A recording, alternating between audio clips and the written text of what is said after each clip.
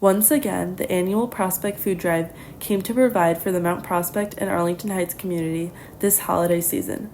Hosted by the Service Club, this event has been going on for years and allows students to participate in volunteer service that doesn't feel like much work. First off, I've seen students step up in ways that is just amazing to me in terms of marketing, creating the communications, developing the routes, the teams, the excitement. We have over 150 students participating. I've heard from previous years that this is their most exciting thing that they do and they really enjoy it. Obviously how it's going to affect the community is all the food that we're providing for our community. Groups of around 4 students can sign up to work together on a spreadsheet with specific mapped out neighborhoods for them to claim. The goal this year was to hit 5,000 houses. Over the weekend, students walk through their assigned neighborhoods and tag the door handles with food drive hangers.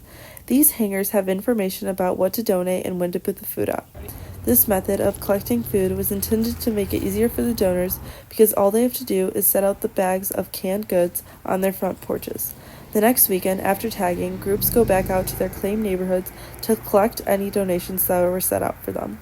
Nicolette Gusick is a student who volunteered for the food drive. Last year was definitely the hardest year. Me and my friends took on 10 neighborhoods, so it was around over 1,000 houses. It definitely was a lot, but it was definitely worth it in the end. Students fill their cars back up with bags and boxes and head to Prospect to drop them off. Back at Prospect, the new club sponsors for the Service Club, physics teacher Miss Van Hoy and chemistry teacher Miss Berquist, are in charge of organizing all the donations. Alongside Berquist and Van Hoy is the Service Club Executive Board with 25 juniors and seniors combined.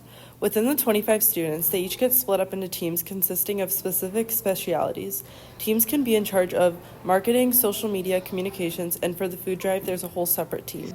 This year for the food drive, it consisted of 6 students, one of them being Gusick. Her main priority on the executive board was to handle all the roles and make sure all the houses were assigned. Gusick is a senior who has made it a tradition with her friends to volunteer for the food drive every year. The group has spent upwards of 10 hours volunteering for some years. So the impact on the elderly and people who can't get the food is obviously they basically get food for the food pantries get the food and it can provide people for a whole year's supply of food, which is really great to know where your next meal is coming from. After a weekend of hard work of volunteering, the food drive was successful. 26 boxes were delivered to Compass and 101 boxes were delivered to the Mount Prospect Food Pantry. The average weight of each box was around 65 pounds and a total of 8,500 pounds. This is enough food to feed 170 4-person families for an entire month. The Mount Prospect Food Pantry, they rely on our food to cover them for the whole entire year. And I didn't realize that until we called them and they were like, oh my gosh, thank goodness you're taking this over again. You're continuing doing it because we cover all of their food for the year. So.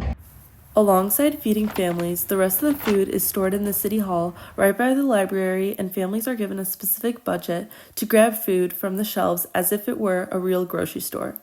A time of giving and thankfulness is in the air, and Service Club is fully committed to providing for its community.